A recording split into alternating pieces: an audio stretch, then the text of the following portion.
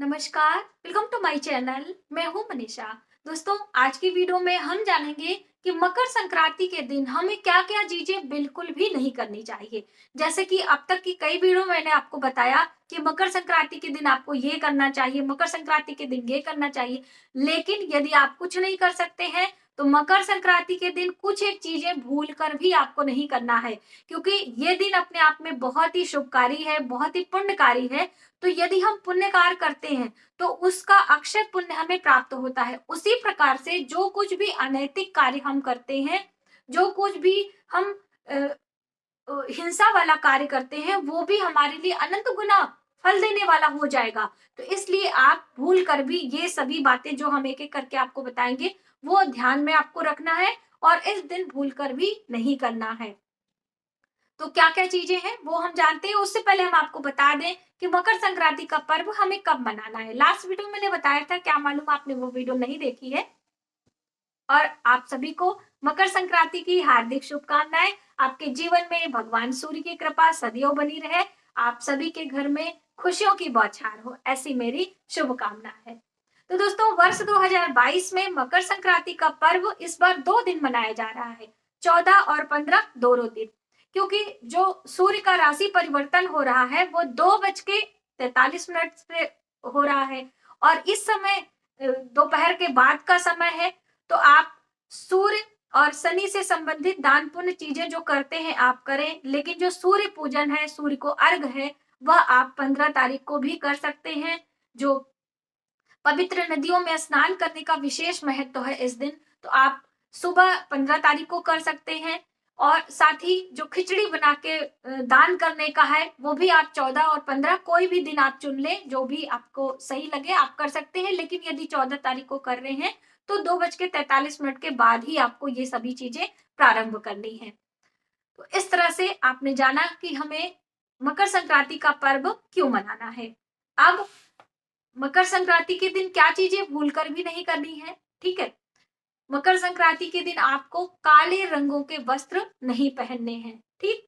दूसरी महत्वपूर्ण बात, मकर संक्रांति के दिन आपको चोरी, चुगली, झूठ, निंदा आदि से बचना है।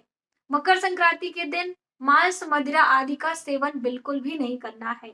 मकर संक्रांति के दिन सात्विक भोजन आपको ग्रहण करना है। इस दिन आप अपने घर में चावल, दाल, सब्जियों को मिक्स करके अपने घर में खिचड़ी पकाएं। आप उसे ब्राह्मणों को दान करें, गऊ को खिलाएं। गौ सेवा भी बहुत ही पुण्यकारी है। इस दिन गाय को सताना नहीं चाहिए, वैसे तो कभी भी नहीं सताना चाहिए, लेकिन इस दिन जैसे कि गौ माता बैठी हैं, आप कहीं से ट्रेवल कर रहे हैं, जा रहे हैं, तो बिल्कुल भी आप ध्यान दें कि उन्हें बिल्कुल हानि ना पहुंचे। वो बैठी है तो उठे ना, या फिर आप बैठ नहीं रहे तो उन्हें जबरदस्ती आप बैठा लेना, ये भी बहुत बड़ा पाप के अंतर्गत आता है।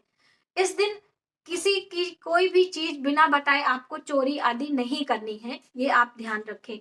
दूसरी महत्वपूर्ण बात दोस्तों, इस दिन हमें कोई भी जीव को हानि नहीं पहुंचानी है। जैसे कि आप कोई भूमि खो देना, यानी कि जब जीव होते हैं बहुत सारे, हमारे जो पृथ्वी है उनमें गर्भ में बहुत सारी चीजें होती हैं, तो इस दिन कोई भी आप पेड़ पौधा ना तोड़े। इस दिन तुलसी पत्ते को तोड़ने के लिए भी संक्रांति पर मना रहता है। तो आप जो भी गमले के आसपास में गिरी हैं उनको ही लेकर देवी देवताओं के पूजन में आप इस्तेमाल करें। जैसे कि भगवान विष्णु के पूजन में तुलसी दल बहुत ही महत्वपूर्ण स्थान रखता है। भगवान शालिग्राम के पूजन में तुलसी दल के बिना उनका पूजा अधूरा रहता है। तो इन सब कार्यों के लिए आप एक दिन पहले ही तोड़ लें, लेकिन संक्रांति के समय आप कदापि ना तोड़ें, ये आपके लिए शुभ नहीं है। दूसरी महत्वपूर्ण बात कि इस दिन आपको अपने पितरों के निमित्त कुछ एक चीजें जरूर दान में करनी चाहिए। संध्या के समय दीप दान उनके निमित्त करना चाहिए, काले तिल डालकर। सुबह के समय आप सूर्योदय के साथ में सूर्य को अर्घ दें, उसमें काले तिल और अक्षत डालकर उन्हें अर्घ दे सकते हैं। जैसे कि कथाओं से आपको प्राप्त है कि इस दिन राजा भागीरथ ने कठोर तपस्या करके माता गंगा को प्रसन्न किया था, और इसी दिन माँ गंगा धरती पर उनका अवतरण हुआ था। इसीलिए गंगा स्नान का इतना विशेष महत्व होता है, और खास तौर से प्रयागराज में संगम का। और उसी दिन श्राद्ध तर्पण करके उन्होंने अपने पूर्वजों को मुक्ति दिलाई थी, यानी कि स्वर्ग की प्राप्ति भी कराई थी। तो इस तरह से ये अपने आप में बहुत ही महत्वपूर्ण दिन माना गया है। तो ये सभी कार्य आप करते रहें। साथ ही आपके घर में जो भोजन बनता है उसे सबसे पहले आप अपने घर के देवी देवताओं को भोग लगाएं।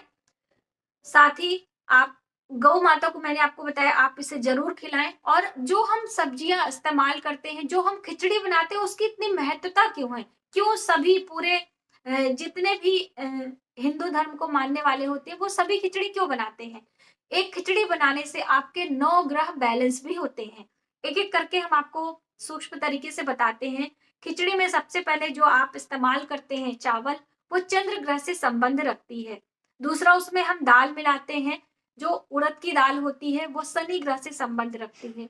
तीसरा, उसमें हम हल्दी गुरु ग्रह से संबंध रखती है।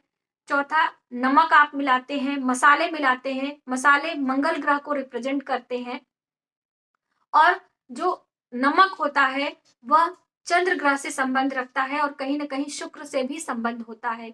साथ में जो अलग अलग प्रकार की हम सब्जियां इस्तेमाल करते हैं उनका संबंध बुध ग्रह से होता है।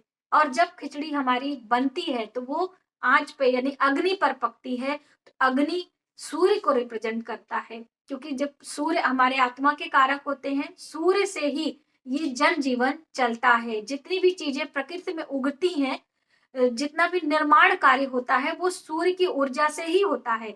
इसीलिए जब वो हमारी खिचड़ी बन के तैयार होती है तो उसमें सूर्य ग्रह की प्रधानता हो जाती है। और साथ ही जब हम उसमें घी मिलाते हैं तो हमारे शुक्र ग्रह को रिप्रेजेंट करती है। और उसमें जब हम ये मिलाते हैं काले तिल और ये सभी चीजें, तो वो हमारे सारे 9 ग्रहों को बैलेंस करती है। और शनि की उपासना से, शनि की चीजों का इस्तेमाल करने से राहु केतु स्वतः ही शांत होते हैं। तो ये 9 ग्रह को रिप्रेजेंट करती है एक खिचड़ी, जो आप अपने घर में बनाते हैं, दान करते हैं, गौ माता को खिलाते हैं, ब्राह्मण को दान करते हैं। तो इतनी बड़ी महत्वता बताई गई है। इसीलिए मकर संक्रांति के दिन खिचड़ी बनाने का इतना महत्व है। और इस दिन आपको कच्चे भोजन यानी कि रोटी, तवा नहीं चढ़ाना चाहिए अपने रसोई में। इस दिन पके हुए यानी कि तले भुने चीजों के पकवान, आप अलग अलग तरीके के पकवान बनाकर अपने घर में सेवन कर सकते हैं। तो इस तरह से आप संक्रांति का त्योहार मनाएं और अपने पुण्य को बढ़ाएं। तो दोस्तों, आपने जाना कि कैसे हमें संक्रांति का पर्व मनाना है और कब मनाना है। यदि हमारी वीडियो आपको थोड़ी सी भी हेल्पफुल लगे तो प्लीज प्लीज हमारी वीडियो को लाइक करें और शेयर करें अपने फैमिली फ्रेंडों में। मिलते हैं एक नई जानकारी के साथ नई वीडियो में। जय माता दी।